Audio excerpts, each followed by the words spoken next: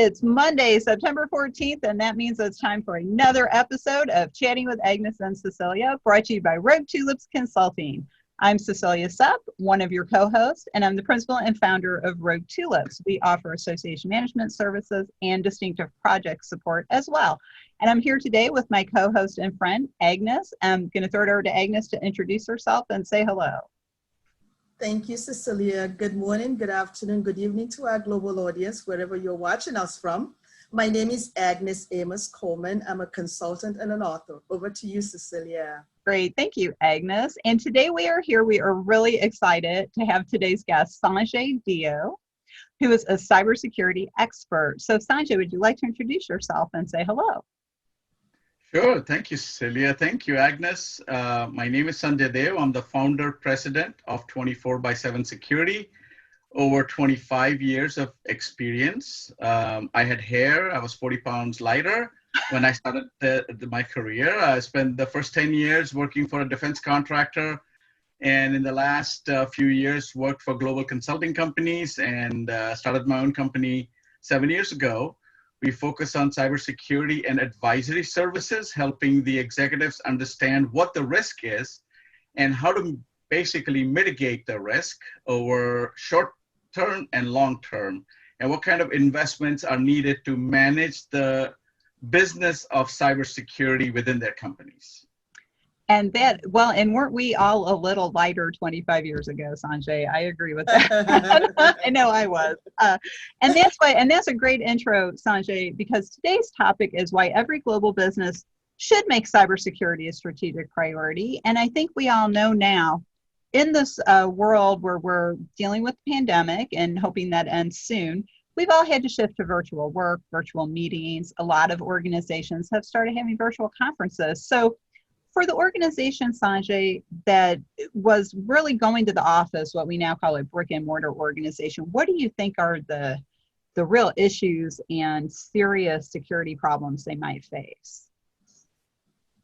Excellent topic, by the way. Cybersecurity and cybercrime is a global business. It's not localized. So excellent topic for all the global audience. As we transformed our business in the last 6 months, from work in the office to work from home, I think the risk surface, the cyber risk surface for any company has increased exponentially. Think about it, how we operated, right? We used to bring our employees into an office or a branch office, and we had a firewall and we had VPNs and we had a network that we could control. Well, guess what? All of that went out of the window come end of March, and we were sending our employees home, whether it was India, whether it was Nigeria, whether it was the US, wherever you were, it was very equal. The interesting part about this pandemic has been is it has affected everybody anywhere across the world in the same way. Every business anywhere in the world had to do pretty much the same thing. And so the act of actually taking an employee which had secure device within a secure network in a secure office now was sent home to work from home. And as you all know, working from home has its own advantages. You can work in your pajamas and you can work anytime you want. But now you're accessing the same corporate intellectual property from an insecure locations. You don't know what the Wi-Fi has. You don't know what kind of rogue devices you have on your Wi-Fi. You don't know what your home computer has. Do you have antivirus? Do you have VPN? And so this overnight exposure has caused a lot of problems for companies, global companies that had a mindset of, I will have my office, I will protect my office, I will have a data center, I will protect my data center. All of those concepts have gone to the wind in the last 3 months. And so the biggest issue right now is how do you protect your intellectual property that is being accessed by employees who are in insecure locations using insecure endpoints, laptops, desktops that don't belong to the company. And so what do you see, like, have you seen a rise in things like ransomware, for example, since we've all started working at home? In a tremendous rise of ransomware since specifically April. I believe the statistics, if you go to the FBI's website, is 3,000 ransomware attacks are successful every day globally. right? In the midst of all of this global pandemic, we as a company have actually dealt with number of ransomware responses to very large healthcare companies, very large non-healthcare companies, small businesses. And the ransom has been from anywhere from $500, $1,000 Bitcoin equivalent to the largest one we just dealt with was about $500,000 ransom. And this is being perpetrated in a very organized manner because ransomware as a service is available to anybody. You can spend a few $100s and have a few hackers ready at your service with the software, with the customer service desk, with everything available to you. And so many educated computer programmers working from home globally have access to this. And so even if you have the slightest bent of perpetrating a crime, you can easily get these tools. And there are enough companies that don't have the right cybersecurity tools, technologies, trained people available that they fall prey to these ransomware attacks.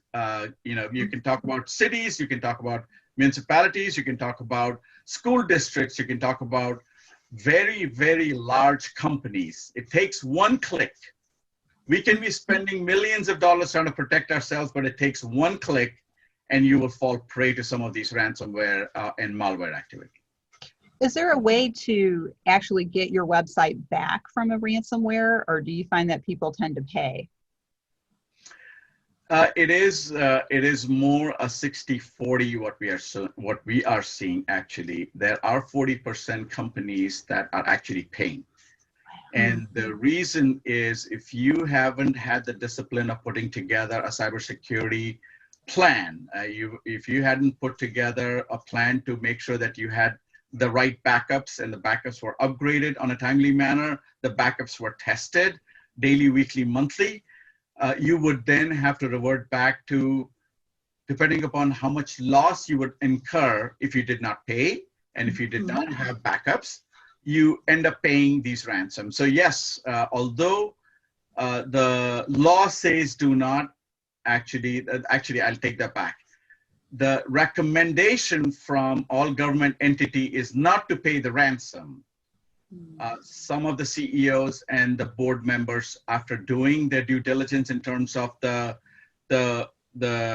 expected loss, if they are down by 1 day, 10 day, 20 day, when they look at that, they decide to actually say, you know what, let's just pay, get the key so that we don't lose revenue on a daily basis. We can get it back and get our business back up and running. Wow. And most of our audience, as we've mentioned to you, Sanjay, are nonprofits. And so nonprofits, even the big trade associations, don't necessarily have that kind of cash to pay for a ransom to get your information back. So, Agnes and I have been working at home virtually, say at home, but we've been working virtually for many years. And the organization where we met was a completely virtual organization. And so we are highly aware of the fact that we have to protect our own equipment as well. I have WebRoot, and I have the Windows security turned on, and I have another thing that searches for viruses on top of WebRoot, and I have Carbonite on all my computers. So, not that they are a sponsor, but that's what I use. Okay, but they got a little free ad there. But I think, Cecilia, I would like to add for the benefit of your association listeners is the simple way to actually come up with a mitigation plan is get a cybersecurity insurance. So for associations, along with the professional liability, along with the commercial liability that they are buying, or the director officer insurance that they buy, they should talk to the agents and get minimal cybersecurity insurance. The cybersecurity insurance actually helps you in many ways. If you're attacked by a ransom, in the recent case that I just mentioned, the cybersecurity insurance company paid out the $500,000. Right? You and I don't have a Bitcoin wallet. Do you have a Bitcoin wallet with $500,000 of Bitcoins? So if you are now if you're now a victim of a ransom, where would you go find Bitcoins? And that's where cybersecurity insurance companies have relationships with lawyers, with breach coaches, with forensics people, with the different kinds of vendors you need during the negotiations and during the payout. And you lean on them, and they would do everything to make sure that they meet the promise of the insurance. And I highly recommend everybody, small businesses, if you have an LLC, if you have a C corporation, S corporation, whatever you have, please talk to your cybersecurity insurance agent and get some protection that is so for a few $100s, you can actually get some good, decent insurance so that you can cover your bills. With the new California protection law, if you are in California and you're collecting information for California citizens, you have additional. So hiring of the lawyer, responding to queries from the state government of California, all of those things cost money. Who's going to pay them?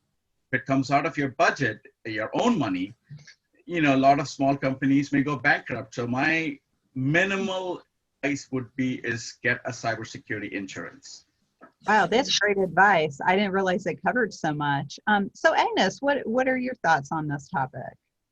Oh, I think it's a fascinating topic, and I'm just going to take a slightly different view because I'm of the opinion that security starts with awareness. So my question to you, Sanjay, is what role does education and training play in actually exposing what the risks are? So when I said training, education and training, I'm talking of education and training for our staff as association community, education and training for our community, board of directors, our volunteers, and all the stakeholders that play in our space. What are your thoughts on that, Sanjay? That is an excellent question, right? You can implement the best technology, you can implement the best processes, but it comes down to that employee who will click that email, right? That exposes up, that invites the perpetrators to come into your environment. And so we've been doing experiments, we've been doing a lot of research around can educated users reduce the risk? So you cannot eliminate that risk. The moment you connect yourself to the internet, the risk opens up, you are exposed. But how do you go about reducing the risk by educating your employees while implementing technologies and process and things like that? And so continuous education is the key. We have seen in many cases for meeting the minimum compliance requirements, company will do an annual training and they will have a checkbox. But it's not about the compliance, it's not about the checkbox. You have to come up with a way for the employees to remember these things. Along with the 50 other things that they're doing, they also need to know that this email looks like a phishing email. This email looks like a form that is not the right form they should be filling out. And so for educational purposes, I highly recommend an annual cybersecurity awareness training for the employees to understand what are the various teams, right? Can they take the laptop and go to Starbucks and log in with and try to access their office email and network? Is that safe? It's common knowledge that the moment you log into a Starbucks network, nothing against Starbucks, but any public Wi-Fi network, everybody on that network is actually watching you. They can track they can track everything that you're doing. And so on a VPN, right? Virtual private network, that's a good habit. Keeping your password strong. So the cybersecurity awareness training about the overall theme of cybersecurity and cybercrime, but then implement a quarterly cyber topic awareness. One talk about phishing, one quarter talk about whaling. What is whaling? Whaling is basically the hackers coming up with a list of the heavy hitters in the company from which they can get a lot of money, right? So spear phishing, whaling, that's one topic. Public Wi-Fi, that's the second topic. So a continuous training program is a key to all of this. And training is highly recommended. I have had clients that have used the Chinese fortune cookie that you see in these restaurants. If you Google, you'll find out on the internet that there are companies that actually embed security messages in those Chinese cookies. And you can give those cookies to employees as a way, because job is to create engagement with the employee. And that's one nice way to educate a customer. I've had customers that actually put large screen TVs in the hallway across their whole company, and they had rotating messages for the employee. The extreme, but very effective, is a CIO basically, after walking the halls and talking to people, found out that the toilet stalls is the best way to capture everybody's 60 seconds.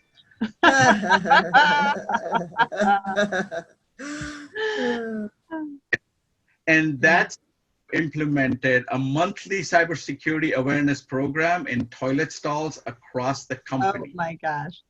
1,000 employees were basically being subliminally being sent messages about phishing, about don't click here, don't click there. Somebody asked a security number, somebody asked for user ID password.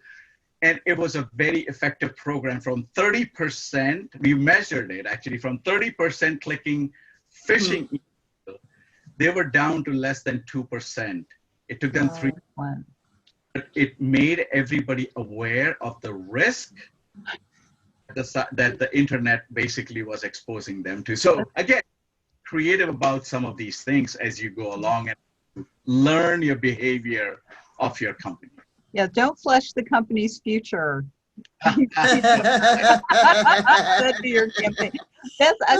And building on what you just said, Sanjay, and what Agnes said about awareness has to be constantly worked on, and you do have to remind everybody. And unfortunately, we are at the end of our time already. Sanjay, you've been a fantastic guest. Thank you for all these wonderful tips.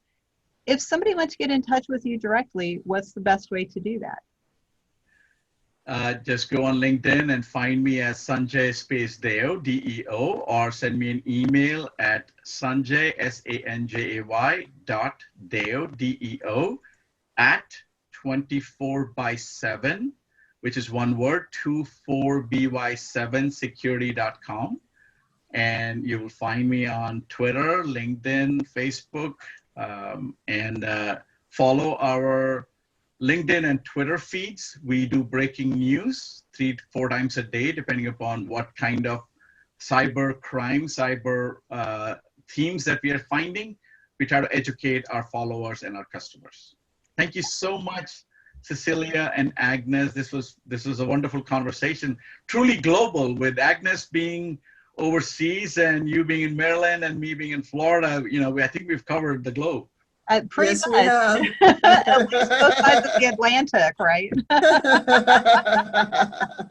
So thank you again, Sanjay. We look forward to having you back. That's Absolutely. right. Some other topics. I have so many stories I can tell you that'll be fun for your readers. I can see it now. Story time with Sanjay. Cybercrime.